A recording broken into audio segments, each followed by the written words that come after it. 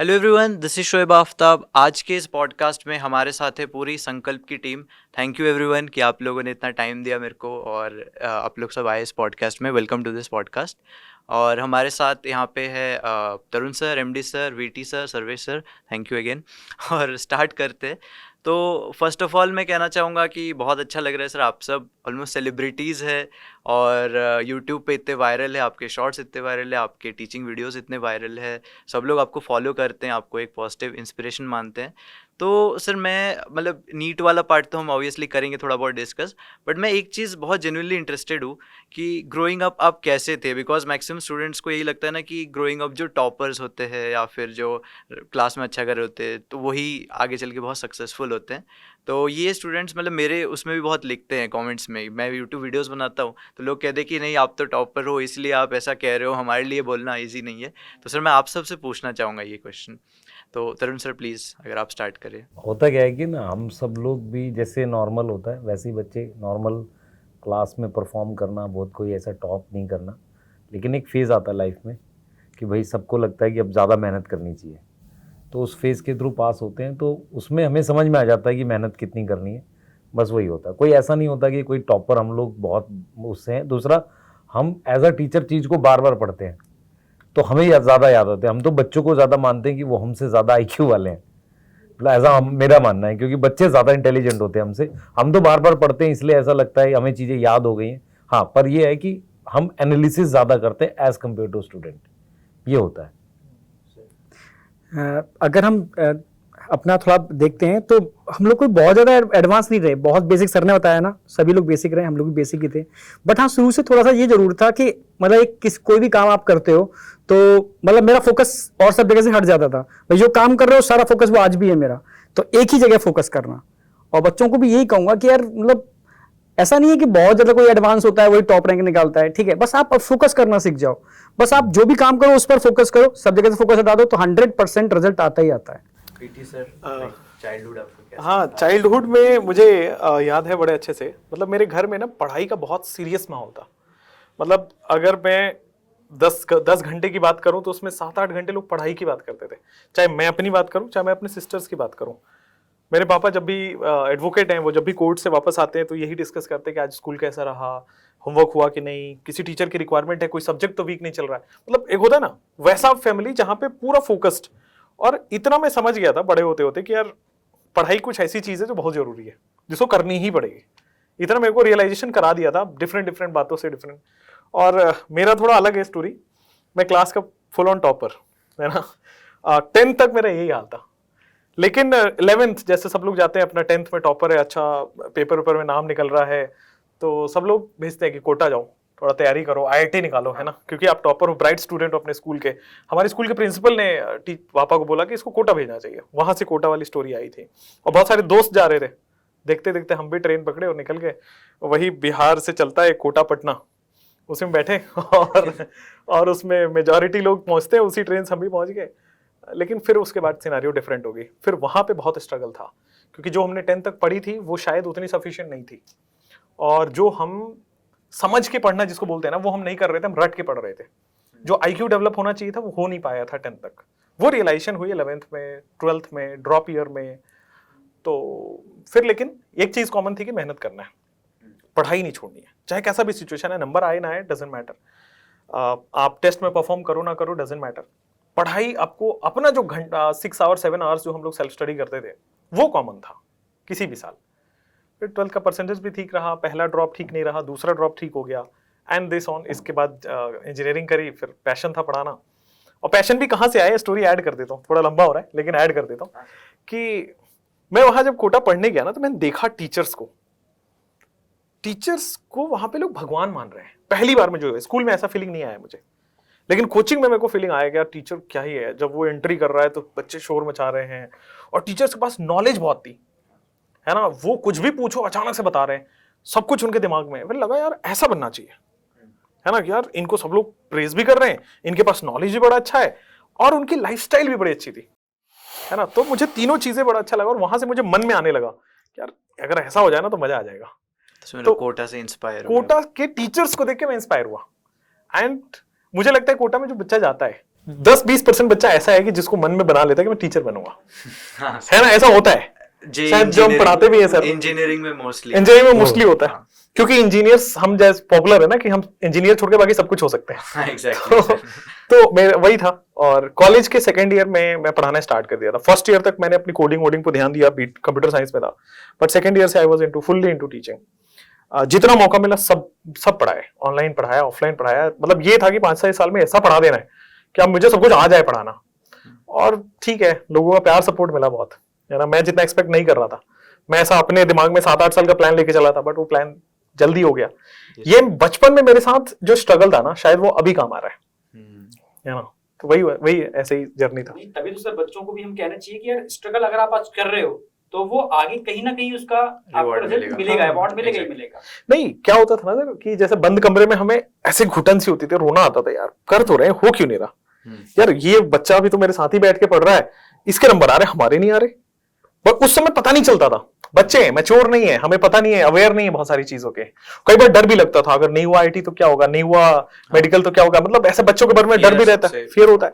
लेकिन अब पता चलता है कि नहीं, वो तो एक ऑप्शन है, उसके अलावा भी बहुत सारे ऑप्शन है। बस कांस्टेंट ये रहना चाहिए, मेहनत करो भाई, है ना, जो मिले 100% दे दो, बाकी अच्छा होगा।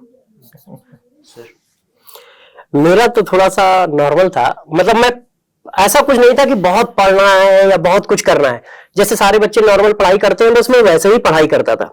और फिर जब 10th में आया तो 10th में मेरी मैथ्स बहुत अच्छी थी। तो जो मेरी मामी के लड़के थे वो प्रिपरेशन कर रहे थे, तो उन्होंने कहा तुम्हारी मैथ्स बहुत अच्छी है, तुम जेई निकालो।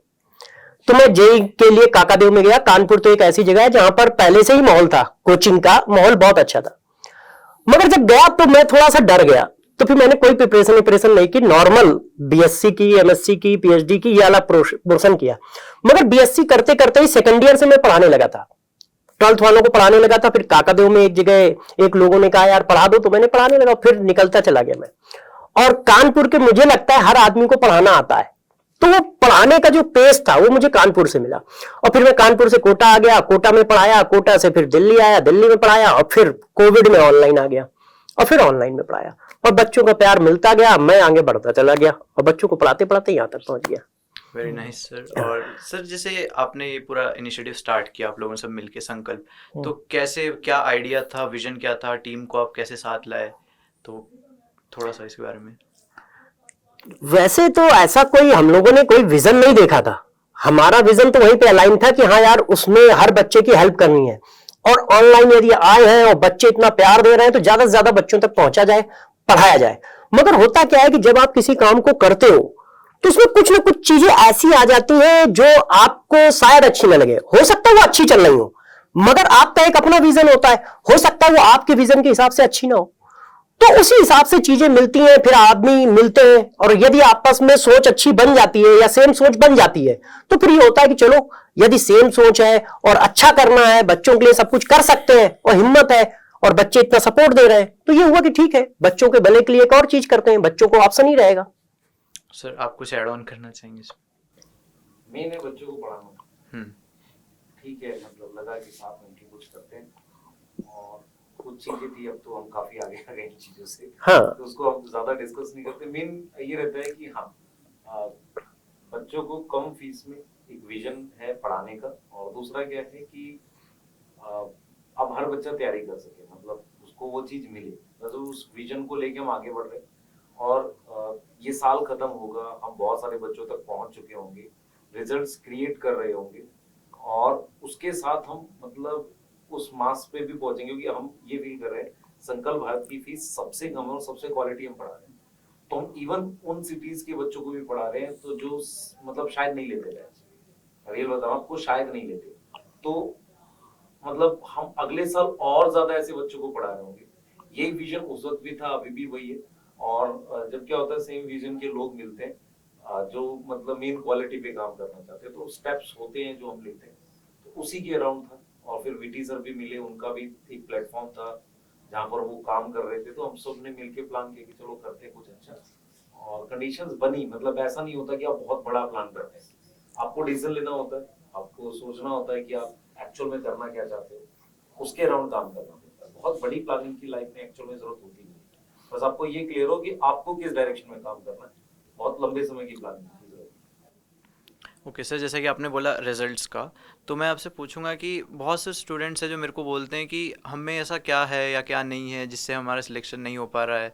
तो सर आपको क्या लगता है एक सिलेक्टेड स्टूडेंट जो सिलेक्ट हो रहा है और एक स्टूडेंट जो नहीं हो पा रहा है, तो उनमें क्या एक ऐसी डिफरेंस रह गई, क्या कमी रह गई, या क्या ऐसा था एडवांटेज डिसएडवांटेज, क्या सर आप इसके बारे में क्या सोचते हैं? जैसे अगर मैं अपना व्यू बताऊं तो कहीं ना कहीं मतलब कहते हैं ना कि डेडिकेशन कितना है, ठीक है, टीचर को कितना आप फॉलो कर रहे हो, कितना आप भाई 100% कहीं ना कहीं डिस्ट्रैक्शन होते हैं, वो ऑनलाइन हो या ऑफलाइन हो, ठीक है, कितना आप अपने गोल को लेकर के डेडिकेटेड हो, ठीक है, डिस्ट्रैक्शन का कितना आपका इफेक्ट नहीं पड़ता, क्योंकि कई टाइप की चीजें देखने को मिलती हैं बच्चों के, जो देखा मैंने, ठीक है, कई बच्चे कहीं ना कहीं उनको होम सिकनेस होती है, अचानक से उनको घर से बाहर जब किया जाता है तो उसकी वजह से उनका 1 साल बर्बाद हो जाता है, कहीं ना कहीं चीजें ऐसी हैं, कहीं ना कहीं बच्चे जो हेल्थ इशू भी हो जाते हैं बच्चों के संग, ठीक है, कहीं ना कहीं बच्चे कई चीजों की वजह से डिस्ट्रिक्टेड भी हो जाते हैं, देखा होगा आपने, कोटा में भी देखा मैंने और भी जगह देखा, ऑलरेडी सभी जगह है ये, चाहे ऑनलाइन हो या ऑफलाइन हो।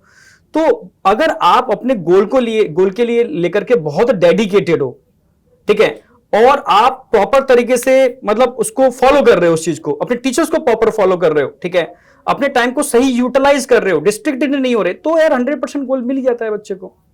मैं एक चीज ऐड करना चाहूंगा यहाँ पे, एक्चुअल में क्या है, जैसे कोई रेस स्टार्ट होती है ना, तो अगर सेम जगह से लोग स्टार्ट करते हैं तो ठीक है, उनको पता है, लेकिन क्या है कि बच्चे डिफरेंट लेवल के हैं, अलग अलग लेवल के हैं, और वो क्या करते हैं, अपने को हर एक दूसरे बच्चे से कंपेयर करते हैं जो हो सकता है उससे पहले स्टार्ट कर चुका हो या उसके बेसिक्स हो सकता है ज़्यादा स्ट्रांग रहे हो।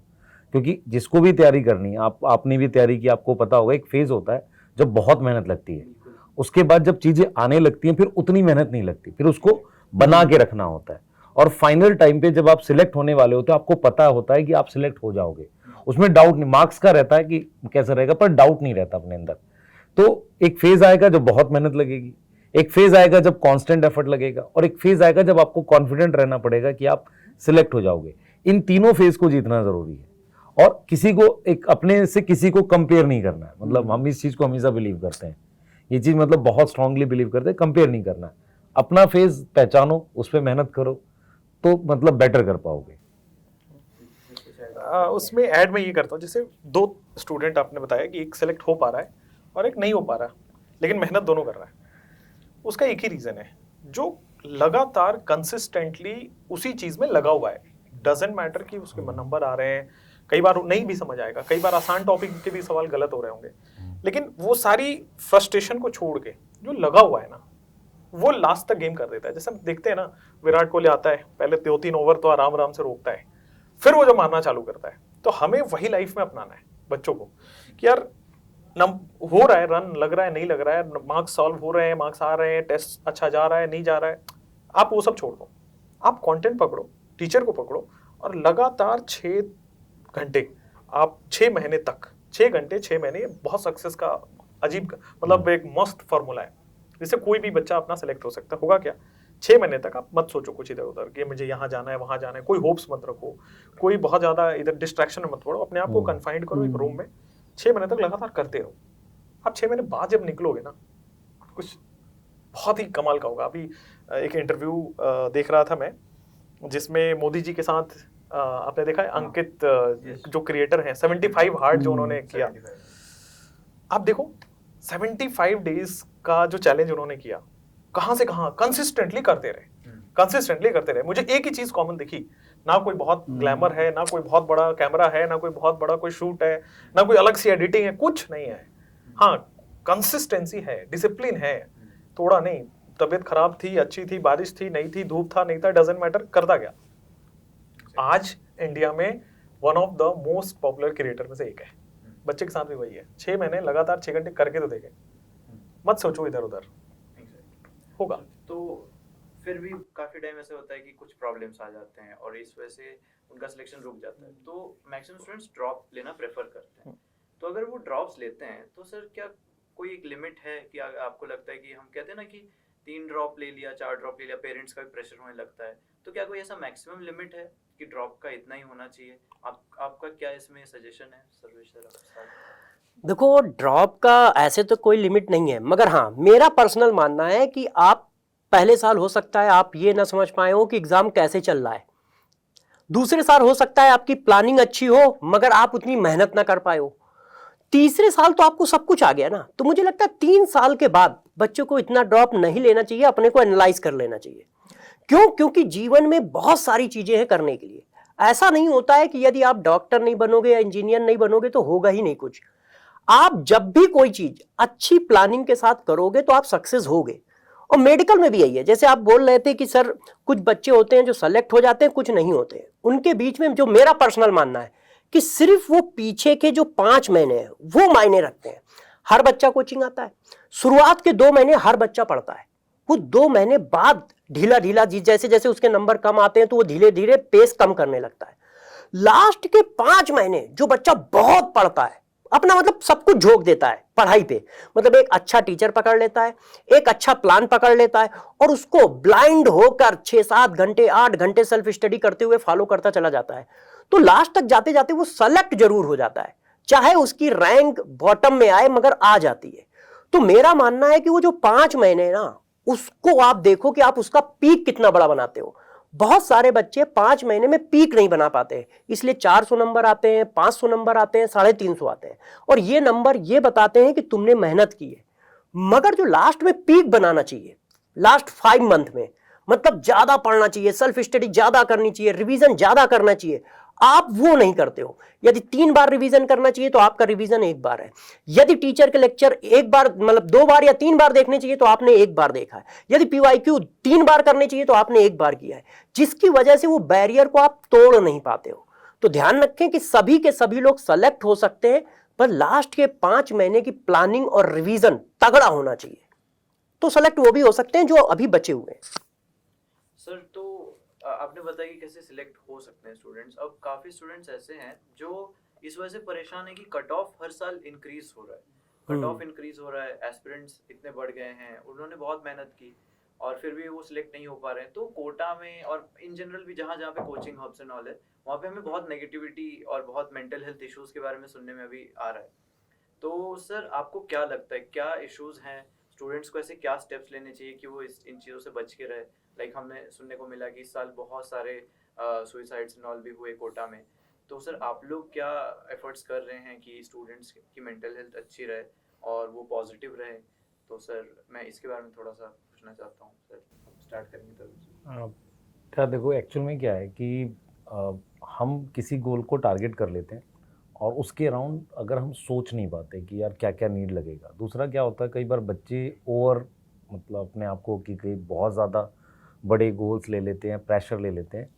तो ये मतलब हो रहा है, मतलब ये होता है बच्चों में। पहले के कंपैरिजन में क्या होता था कि फैमिली दूसरे तरह की होती थी, जॉइंट फैमिलीज होती थी और भी होता था, तो कहीं ना कहीं उनको मतलब हो जाता था कि कहीं गाइडेंस पेरेंट्स से मिस हो गई तो किसी दादा दादी से, नाना नानी से, या किसी इस तरह के फ्रेंड सर्कल्स थे। अब क्या हो गया, सोशल मीडिया पे ही रह गया बच्चा और वहाँ पर वो अपने अराउंड कुछ ऐसी मतलब दुनिया बना लेता है जिसमें वो मतलब सिर्फ क्या देख रहा है कि सक्सेस ही सब कुछ है, मैं कुछ ऐसा करूँगा तो ही मैं कुछ कर पाऊँगा।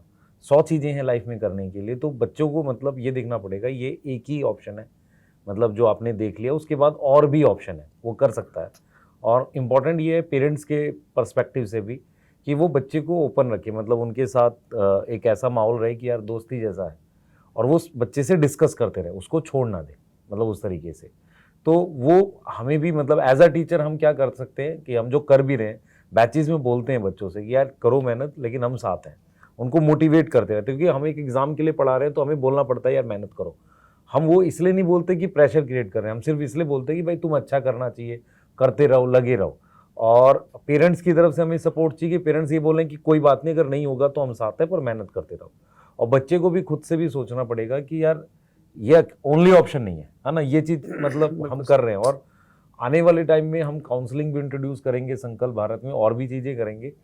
पर बच्चे को जो काउंसलिंग कर सकता है ना, वो या तो पेरेंट्स कर सकते हैं, या तो टीचर्स कर सकते हैं, या कोई अच्छा दोस्त कर सकता है। तो यही 3 से उसको सही गाइडेंस मिलेगी। इसलिए बोला जाता है कि दोस्त भी वैसे बनाओ जो आपको पॉजिटिव रखे। बिल्कुल सही, तो ये बच्चों के लिए है, मतलब ये मतलब जो मुझे फील होता है। नहीं एमडी सर? बिल्कुल सर, बिल्कुल हाँ, सही। बाकी तो अब एमडी से बताएंगे। नहीं, सर ने वैसे बिल्कुल सही कहा, ठीक है। तो ये चीज़ तो मेन रोल प्ले करती है, उसका थॉट प्रोसेस क्या है, ठीक है, किस माइंडसेट से वो अपना स्टार्ट किया उसने। बट बीच बीच में क्या होता है, कभी कभी बच्चे कहीं ना कहीं लापरवाही कर देते हैं, ठीक है, जो अक्सर कर मैंने देखा, जिससे उनका बैकलॉग आता है। फिर अगेन वो लापरवाही कंटिन्यू होती रहती है और बैकलॉग बढ़ता रहता है, उसको फिर कवर नहीं कर पाते हैं, जिसकी वजह से उसको प्रेशर में लेके चले जाते हैं वो, ठीक है, क्योंकि कहीं ना कहीं वो एक फेथ से, वही पेरेंट्स से फेथ से आपको भेजा, ठीक है, तो उस प्रेशर के, समझ रहे हो, प्रेशर कंटिन्यू बढ़ता जा रहा है। तभी मैं कहता हूं कि बच्चों से कि यार एक तो बैकलॉग मत आने दो आप, ठीक है, प्रेशर बिल्कुल मत लो, ठीक है, अपनी कंसिस्टेंसी मेंटेन करके रखो। थोड़ा सा एक स्ट्रेस हार्मोन कभी कभी बच्चों के अंदर रिलीज होता है, तो उसके लिए टाइम टू टाइम मैं मतलब हेल्थ से रिलेटेड मैं कंटिन्यू लगा रहता हूँ, कुछ ना कुछ बोलता रहता हूँ। और हम लोग भी अपने चैनल पर कुछ एक हेल्थ वाला चीज स्टार्ट कर रहे हैं अभी, जिससे कि कहीं ना कहीं काउंसलिंग के साथ हेल्थ कैसे मेंटेन की जाए, जो स्ट्रेस लेवल बढ़ता है, ठीक है, उसको कैसे रिड्यूस किया जाए, डोपामाइन के लेवल को कैसे बढ़ाया जाए। तो बच्चों से मैं कहता हूं कि यार हमेशा खुश रहो, ठीक है, पढ़ाई करो, ठीक है, बट 15 से 20 मिनट थोड़ी सी एक्सरसाइज, योगा, ये कहीं ना कहीं स्ट्रेस के लेवल को कम करती है। क्योंकि मैंने कई इससे पहले कुछ पेशेंट्स को भी ट्रीट किया है मैंने, जो कह सकते हो मूड सिंड्रोम जिनको होता है हैवी ड्रिंकिंग की वजह से। तो मूड सिंड्रोम सारा खेल यहाँ का, मतलब कह सकते हो न्यूरोट्रांसमीटर का सारा रोल है। तो अगर उसको आप कुछ समय ट्रीट करते हो साइकोलॉजिकली और योगा या इनकी हेल्प से, ठीक है, एक्सरसाइज की हेल्प से, तो उसका जो न्यूरोट्रांसमीटर वाला कंसेप्ट है ना, वो मतलब समझ रहे हो ना, अरे sir it is a reality, ठीक है। तो ये एक प्रैक्टिकल चीज है, क्योंकि बड़े बड़े साइंटिस्ट और आज के में डॉक्टर भी इस पर काम कर रहे हैं। तभी तो कहा जाता है, क्योंकि हम कोटा में भी देख रहे हो ना, फन डे बनाया जाए, ठीक है, बच्चे को स्ट्रेस फ्री किया जाए। तो कहीं ना कहीं सारा खेल है स्ट्रेस को रिमूव करने का। तो उसके लिए सबसे बढ़िया है कि कहीं ना कहीं वो एक्सरसाइज है, इन चीजों में थोड़ा सा इन्वॉल्व हो 15 से 20 मिनट, ठीक है, जिससे उसका स्ट्रेस कम होता है, ठीक है, और बहुत मतलब टेंशन लेके काम ना करे बस, ठीक है, अपनी कंसिस्टेंसी मेंटेन करके चले, तो ये नेगेटिव थॉट्स कभी आएंगे नहीं। इसमें मेरे को लगता है ना, बच्चा जवाबदेह हो जाता है कि मेरे पेरेंट्स को मैं क्या बताऊंगा, रिलेटिव्स को मैं क्या बताऊंगा, मेरे दोस्त क्या सोचेंगे। मेरे को लगता है ना, जवाबदेह अपने आप को होना चाहिए।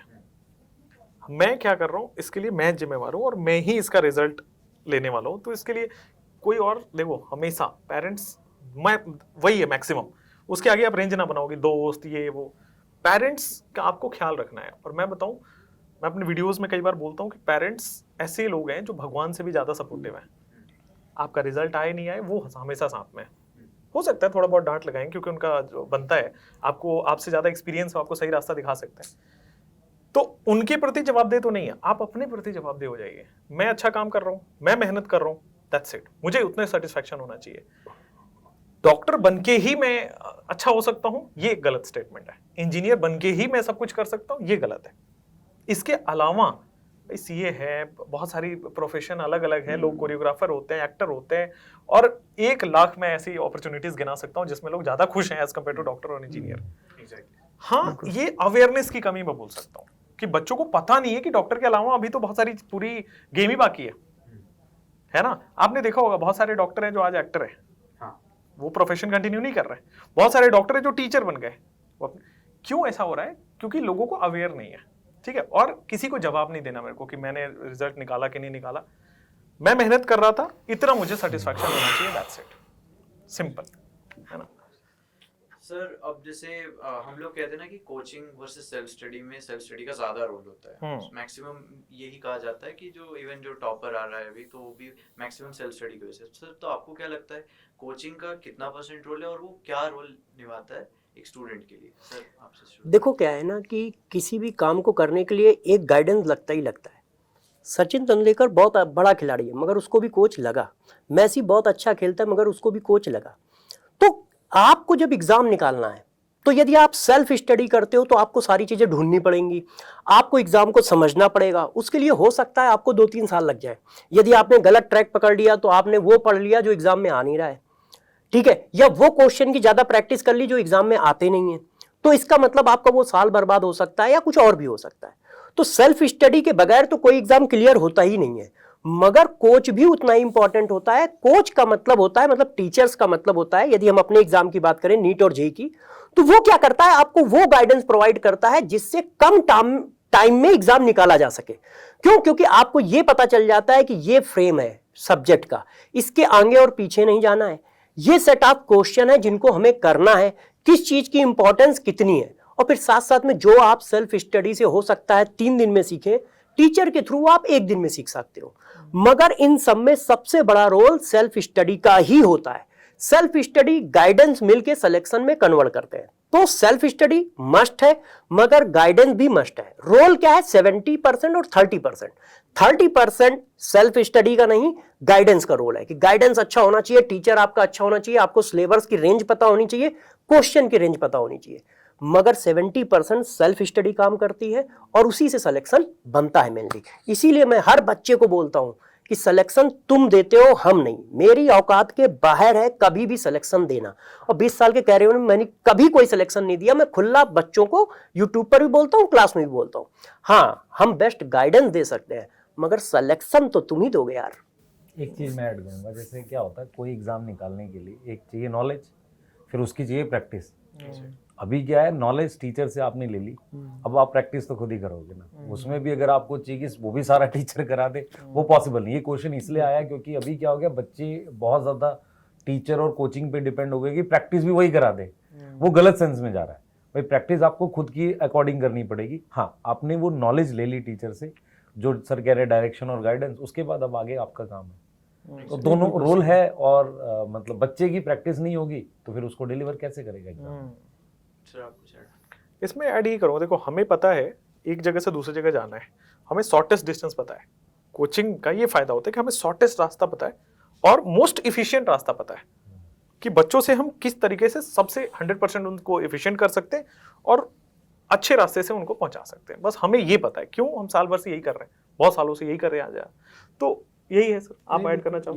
सेम चीज़ है सर। जैसे एक होता है ऑफलाइन वर्सेस ऑनलाइन का डिबेट, अभी काफी टाइम से चल रहा है। हाँ। पिछले जब से ऑनलाइन प्लेटफॉर्म स्टार्ट हुए, Yes. तो एक मेंटालिटी कहीं ना कहीं बन जाती है लोगों की कि जो सिलेक्शन तो ऑनलाइन से हो सकता है, बट जो टॉप रैंक्स आते हैं वो कहीं ना कहीं मोस्टली ऑफलाइन से आते हैं। तो सर क्या लगता है कि एक टाइम का इशू है कि शायद अभी ऑनलाइन प्लेटफॉर्म्स इतने अडेप्ट, मतलब इतने लोग यूज नहीं कर रहे हैं, जो टॉपर से शायद वो यूज नहीं कर रहे, ये इशू है, या फिर इसमें ही कोई डिसएडवांटेज है? क्या लगता है सर? डिसएडवांटेज तो नहीं है, तो बिल्कुल गलत स्टेटमेंट है। डिसएडवांटेज तो हो ही नहीं सकता। पहली चीज ये है कि ऑनलाइन को अभी स्टार्ट हुए 3 साल हुए, कोरोना के बाद ही ये मैक्सिमम लोगों के यूज में आया और अभी उतनी एडेप्टेबिलिटी नहीं आई है, क्योंकि ऑनलाइन से बहुत अच्छा रिजल्ट तब आएगा जब स्टूडेंट सेल्फ मोटिवेटेड हो, सेल्फ डिसिप्लिन्ड हो। उसको 2 घंटे की क्लास लगती है, स्क्रीन के सामने बैठ के सारे डिस्ट्रैक्शन को छोड़ के नोट्स बनाना है विदाउट एनी, मतलब ऑफलाइन में क्या होता है, डर होता है टीचर का कि तुम नोट क्यों नहीं बना रहे, तुमने ध्यान क्यों नहीं, तुम सो क्यों रहे हो। ऑनलाइन में ये करने वाला कोई नहीं। ऑनलाइन में टीचर आपको खुद होना पड़ेगा, या फिर आपके पास कोई ऐसे मम्मी पापा या फिर वैसा गाइड हो जो कि आपके पीछे खड़ा हो कि नहीं आज का नोट्स दिखाओ, आज का क्वेश्चन सॉल्विंग दिखाओ। वो सेल्फ मोटिवेशन वो टीचर खुद होना पड़ेगा, तब ऑनलाइन से। अच्छा, दूसरा आपने कहा रिजल्ट आएगा, अभी तो वो समय आया है, जो बच्चे पढ़ रहे हैं 2-3 साल में रिजल्ट आएगा। और संकल्प भारत से आने के चांसेस बहुत ज्यादा है, क्योंकि हमारे पास उस लेवल के बच्चे हैं और ट्रस्ट बच्चों का बहुत है। लाखों बच्चे पढ़ रहे हैं हमारे पास, उनमें से बहुत सारे बच्चे ऐसे हैं जो टेस्ट में कंसिस्टेंटली 700 से ऊपर, 705, और हम वो टेस्ट लेते हैं। आप एक मार्केट में ना बच्चों से आप बात करते होंगे, आप जरूर ये रिव्यू करो, सब लोग ये कहेंगे कि संकल्प भारत की जो क्वालिटी है ना वो अटमोस्ट है, मतलब 100%, उसमें कहीं कमी नहीं है। टीचर्स की लेक्चर्स मतलब एकदम बेस्ट, जो अपना टेस्ट सीरीज होता है वो बेस्ट, जो अपना मॉड्यूल है बेस्ट, क्योंकि हम बने ही उस पे हैं कि हम क्वालिटी से कॉम्प्रोमाइज नहीं करेंगे, चाहे कुछ भी हो जाए, चाहे किसी भी सिचुएशन से जाना पड़े, quality will be the best. तो हमारे को जो फॉलो कर रहा है, क्वालिटी से बच्चा फॉलो कर रहा है, और बच्चे मेहनती भी हैं जिनके 700 आ रहे हैं क्वालिटी टेस्ट में, इसका मतलब रैंक देंगे। तो रैंक आएगा, समय स्टार्ट हुआ है ऑनलाइन का और देखते हैं आगे क्या होता है। लेकिन ये है, बहुत गट फीलिंग है कि भाई ऑनलाइन से बेस्ट रिजल्ट आने का अब समय है, और संकल्प भारत उसमें आगे रहेगा, हमेशा रहेगा। बस सर हम भी वही विश करते हैं बिल्कुल। आपको कि ऑल द बेस्ट। बिल्कुल, थैंक यू। और वैसे भी आप देखोगे तो जनरली जो 2 साल का रिजल्ट मैं अगर बताऊं तो 650, 660, 670 तक तो लोग ला ही रहे। अभी तक आप देखोगे 680 भी लोग ला ही रहे। बस हमारे गैप कितने, 30 से 40 नंबर का, 20-25। बस यही 30 नंबर को तो बढ़ाना है, और वो अब बच्चा वैसा है, अब आप करेगा, बिल्कुल करेगा। बिल्कुल सर, कुछ ऐड ऑन? बिल्कुल बिल्कुल, बस इतना कहूँगा कि जब लॉकडाउन आया था तो बच्चा मजबूरी में ऑनलाइन जुड़ा था, हाँ, ठीक है। फिर जब लॉकडाउन गया तो बच्चे को लगा कि ऑनलाइन बस एक तरीके से सपोर्ट है, ठीक है, अगेन बच्चा मूव किया ऑफलाइन के अंदर, और फिर जब बच्चे ने ऑफलाइन और ऑनलाइन का कंपैरिजन किया जो ये साल है, तब एक्चुअल में बच्चा जो मैसेज करता है कि सर मैं ऑलरेडी ऑफलाइन पढ़ रहा हूं बट फिर भी मैं सारे लेक्चर ऑनलाइन से ले रहा हूं। आप समझ रहे हो? ये बहुत तो कॉमन है, बहुत कॉमन है। सुना है कि स्टूडेंट्स एक सेंटर में जा रहे हैं बट वो प्लेटफॉर्म वो ऑनलाइन से ही पढ़ रहे हैं, स्पेसिफिक टीचर से बस पढ़ रहे हैं। बस यही एक थोड़ा ड्रॉबैक है, क्योंकि यहाँ ऑफलाइन का मतलब बच्चा ऑफलाइन में पढ़ रहा है ना, तो अगर उस बच्चे का कि हम लोग जो कंटेंट देते हैं वो मतलब A1 कंटेंट देते हैं, ठीक है, मतलब फर्स्ट रैंक वाले कंटेंट देते हैं, बट अगर सिलेक्शन होता है तो कहीं ना कहीं दावेदारी ऑफलाइन की हो जाती है। तो ये, पर हाँ अब समय धीरे धीरे आता जा रहा है, उस मोड में जा रहे हैं जहां ऑनलाइन से बच्चा टॉप रैंक देने वाला है आगे। जैसे सर ने बोला ना कि स्टार्ट बच्चा मजबूरी में किया था, वो फिल्म का डायलॉग है, शुरुआत मजबूरी में किया था, मजा आ रहा है। तो वही सेम चीज है ऑनलाइन में, है ना। और अभी आपको रिजल्ट देखने को मिलेगा कमिंग ईयर्स में। अभी तक हम 670-80 पर पहुंचे, 700-720 आएगा, जरूर आएगा, संकल्प भारत से ही आएगा, आप देखना। थैंक यू सर, आप लोगों ने इतना टाइम दिया, मतलब बहुत अमेजिंग पॉडकास्ट था, बहुत कुछ मेरे को समझ आया इसके बारे में। Yes. और होपफुली स्टूडेंट्स को भी बहुत कुछ सीखने को मिला होगा, समझ आया होगा कि क्या एक्चुअली इम्पोर्टेंट है। और सर बस मैं ये बोलूँगा कि बस एंड करने से पहले आप एक छोटा सा मैसेज जो भी स्टूडेंट्स को देना चाहते हैं लोग एक बार। अब मैं पहले बोल देता हूँ, बच्चों को ना एक चीज़ समझनी पड़ेगी कि हम तैयारी क्यों कर रहे हैं। तैयारी एक गोल हमेशा होना चाहिए कि यार हमें मेडिकल कॉलेज में एंट्री लेनी है, कट ऑफ क्लियर करके 620 से ऊपर जाना है और मेडिकल कॉलेज लेना है, या फिर आईटी की तैयारी कर रहे हैं तो हमें आईटी में बनना है या NITN बनना है। लेकिन यही एंड गेम नहीं है, ये एक स्टेप है, पहला सीढ़ी जैसे चढ़ते हैं ना, वो एक सीढ़ी का पहला स्टेप है, ये आपकी लाइफ का पहला एग्जाम है। आपको इसलिए इतनी घबराहट या डर लगता है या आप रिस्पॉन्सिबल फील करते हो क्योंकि ये पहला बार आप कर रहे हो। 10th में ऐसा माहौल नहीं था, 12th में ऐसा माहौल नहीं था, थोड़ा बहुत बोर्ड्स के समय होता है, लेकिन इस लेवल पे पहली बार आप एंटर करो तो शायद आपको डर लग रहा होगा। लेकिन मैं अपनी एक्सपीरियंस से बताता हूँ, मेरे साथ भी ऐसा ही हुआ है जैसा जनरल बच्चों के साथ होता है। मैं अपनी एक्सपीरियंस से बता रहा हूँ, वो 1 महीने का थोड़ा सा बस रहता है, सोसाइटल प्रेशर थोड़ा सा रहता है, वो क्या कहेंगे, ये क्या सुनेंगे। आप अपने फोकस पर रहोगे, मुझे ये मौका मिला है, इसमें प्रूव करूंगा। वो 1 महीने का बस रहता है, उसके बाद सारी जिंदगी। आज मैं IITN नहीं हूँ, मैंने IT की तैयारी करी थी, मैं IITN नहीं हूँ, लेकिन मेरे को आज किसी भी IITN से कम नहीं बोलते समाज वाले लोग, बिल्कुल। मैं बताता हूँ क्यों, उसको रीजन बताओ। और बड़ा खुल के बोलने की चीज है। बच्चे सोचते हैं कि नहीं IIT नहीं होगा तो पता नहीं क्या होगा, मेडिकल नहीं मिला तो पता नहीं क्या होगा, है ना। बहुत सारी ऑप्शंस ऐसे हैं, बस कंसिस्टेंटली मेहनत नहीं छोड़ना है। चाहे आप कॉलेज में जाएं, चाहे आप किस भी ऑप्शन में, जैसे BSc कर रहे हो, करो उसको बहुत अच्छे से। उसमें रिसर्च का बहुत अच्छा ऑप्शन है, आप बहुत अच्छे रिसर्चर बन सकते हो, साइंटिस्ट बन सकते हो, है ना। और भी बहुत सारे ऑप्शन है। This is not the end game. लोगों को लगता है, अवेयर नहीं, पता नहीं ऑप्शंस के बारे में। पता चलेगा तो आपको भी लगेगा कि इतना छोटा सोच रहे थे। बस मैं भी यही कहूँगा बच्चों को कि बेटा 1 साल मिला है, ठीक है, जो टाइम है इसको एकदम कंसिस्टेंसी से अपने टारगेट के साथ मतलब अपना डट के काम करो। मतलब एक गिल्टी ना रहे कि यार मैं ये नहीं कर पाया, ठीक है। उसके लिए प्रॉपर आपको बस मतलब रेगुलर NCERT फॉलो करनी है, ठीक है। हम लोगों ने एक टेस्ट सीरीज इसी में लॉन्च की है, ठीक है। हाँ। तो मतलब संकल्प भारत, ठीक है, NCERT बेस्ड टेस्ट सीरीज है। यही सोच करके हम लोगों ने लॉन्च किया है कि लास्ट टाइम पर बच्चे का जो ड्रीम है उसको अचीव करा पाए। तो प्रॉपर तरीके से हम सारे उसमें बच्चे को टेस्ट दे रहे हैं, ऑफलाइन टेस्ट, साथ में सारे सॉल्यूशन दे रहे हैं, उसकी प्रॉपर प्रैक्टिस हो पाए, इसलिए हम उसको OMR शीट भी दे रहे हैं, ठीक है। और हमारा मेन मोटिव यही रहा है ना कि बिल्कुल लो कॉस्ट में उस चीज को प्रोवाइड किया जा पाए, ठीक है। तो उसके घर पहुंचा रहे हैं सारा का सारा, ठीक है। तो मेन मेरा मोटिव यही है कि देखो रैंक देखा जाए कि अगर कट ऑफ की बात की जाए तो कंटिन्यू बढ़ती जा रही है, ठीक है। तो उसके हिसाब से आपको क्वेश्चन प्रैक्टिस पर बहुत ज्यादा फोकस करना पड़ेगा, ठीक है। मतलब एक तरीके से स्पीड और कह सकते हो एक्यूरेसी पर काम करना पड़ेगा, ठीक है। अपना 100% दो, और अपना 100% दे रहे हो ना तो कहीं ना कहीं रिजल्ट किसी ना किसी और फॉर्म में आएगा ही आएगा। या तो आप मेडिकल फील्ड में निकलोगे या इंजीनियरिंग फील्ड में निकलोगे, नहीं निकलोगे तो एक बेहतरीन इंसान बन के तो आप 100% निकलोगे। ये मतलब हम लोगों का बहुत मतलब बिलीफ है इस चीज पे। बिल्कुल सही बात है। देखो मेरा तो बस 3 बातों पर फोकस है कि आप 3 बातों को फॉलो करो। पहला, आप जब भी 11th-12th में जाओ तो सबसे पहले ऑप्शन देखो कि कितने तरह के ऑप्शन आपके पास है सक्सेस होने के। जैसे नीट निकालना है या JEE निकालना है या CA करना है, लॉ करना है, साइंटिस्ट बनना है या बेसिक एजुकेशन से आगे बढ़ना है, एसेट्रा, ठीक है, यूट्यूबर बनना है, जो भी कुछ करना है उसको फिर 100% मेहनत के साथ फॉलो करो बस। और इसके बाद ये भी ना सोचो कि हमें इसमें टॉप करना है, आप अपना बेस्ट रिजल्ट लाओ और साथ साथ में कंपेयर कभी मत करो। जब आप जैसे स्ट्रेस आता है, स्ट्रेस आया कैसे? स्ट्रेस इस बात से आता है कि आप कंपेयर करते हो कि यार वो मेरे से ज्यादा अच्छा कर रहा है।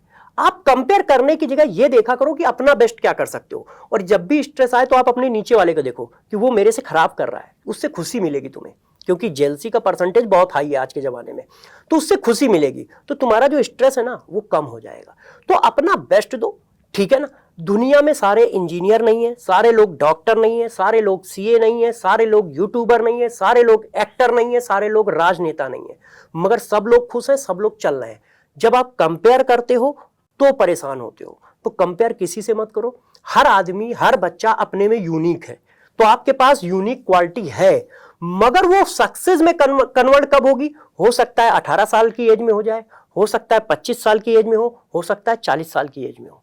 तो अपना बेस्ट देते रहो, आने वाले समय में कभी ना कभी आप सक्सेस जरूर होगे। ठीक है बच्चों, इसलिए मस्ती से सारा काम करो, डेडिकेशन के साथ। मैं यही बोलूँगा, अभी है टाइम बच्चे को सिलेक्ट होने का, मेहनत करें हो जाएगा, और टीचर्स हेल्प करते ही हैं, लगे हुए हैं लोग। और बच्चों को अगर ऐसा लगता है कभी किसी भी टाइम लाइफ में, आज नहीं कल नहीं 10 साल बाद 20 साल बाद, हम ऑनलाइन हमेशा रहेंगे, हमारा इंस्टाग्राम हमेशा रहेगा, हमारा टेलीग्राम हमेशा रहेगा, सब लोग एक बार याद कर लेना, हम जरूर कोई ना कोई ऑप्शन ढूंढ के दे देंगे। बिल्कुल हाँ बिल्कुल, सारी बातें बस 7 ये महीने मेहनत करें, हम बस लोग आप लगे अपना हुए मेहनत help करो, कर रहे हैं। बाकी हम हमेशा तैयार हम लोग बैच में भी बोलते हैं बेटा दम लगाओ, ठीक है, यानी कंटेंट तो हम इतना दे रहे हैं कि आप बेहतरीन कुछ ना कुछ कर ही जाओगे आगे। यस यस यस बिल्कुल बिल्कुल सर, थैंक यू इतने मोटिवेशनल वर्ड्स के लिए, मतलब मैं खुद मोटिवेटेड तो ऐसे ही और मोटिवेशन। एक चीज और मैं सोई बोलूंगा, आप बच्चों के बीच में जाते हैं, और ये मतलब जो पिछले 2-3 साल से हम लोग ट्रेंड देख रहे हैं, हाँ कि हम सब्जेक्ट पढ़ाते हैं और आप लोग उन बच्चों को गाइड करते हैं, ये भी एक इम्पोर्टेंट हाँ, कड़ी बन रही है, बच्चों कड़ी के बन रही बीच है। में। जो मतलब आप लोग गाइड कर पाते हैं बच्चों को, क्योंकि बच्चा जो है आप अपने आप को आपकी जगह देखता है कि भाई हम वहाँ पहुंचेंगे, तो ये बहुत इंपॉर्टेंट और रियल एक्सपीरियंस आ पाती है। हाँ। इन्होंने Real जो रियलिटी हाँ, में जो फेस इसके किया लिए, हाँ, वो बता इसके रहे लिए बात तो सही। हम मतलब सभी आप तरह के जितने भी लोग इस काम को कर रहे हैं, हम लोग We are thank you thankful, बोलना हाँ, चाहेंगे, बिल्कुल, we are क्योंकि हम thankful। नहीं कर पाते, कई बार टाइम नहीं बचता है ना, आप और वैसे भी भी हमारा टीचर support जो है ना system आइडियल बातें ही ज्यादा बोलता है, हाँ। मगर इनके साथ फीलिंग बच्चे को क्या है, फ्रेंड्स की आती है, ठीक है, रियलिटी फील होती है, उसको लगता है नहीं यार इसने फोड़ा है तो ये मेरे दोस्त जैसा मेरे को बोल रहा है, तो मुझे इसकी बात ज्यादा फॉलो करनी चाहिए। इससे क्या है, समाज में एक गाइडेंस भी बढ़ रहा है और बच्चों में ये भी पता चल रहा है कैसे चीजें चल रही हैं, तो ये भी एक बहुत अच्छी मतलब एक तरह से पहल है जिसकी वजह से ये सारी चीजें हो पा रही है। नहीं बहुत सही है कि आप बच्चों के और हम लोगों के बीच के कनेक्टिंग लिंक भी हो, और कहीं ना कहीं बच्चा आपको रोल मॉडल भी मानता है आपको, और फॉलो करता है आपको, ठीक है, तो ये बहुत मतलब जरूरी है, बच्चे को सही गाइडेंस दे। बहुत अच्छा काम कर रहे हो आप इसके लिए, बहुत बढ़िया। Great, that's great. तो ऐसे ही वीडियोस के साथ मिलते रहेंगे हम, और नेक्स्ट पॉडकास्ट में फिर से मिलते हैं, तब तक के लिए बाय।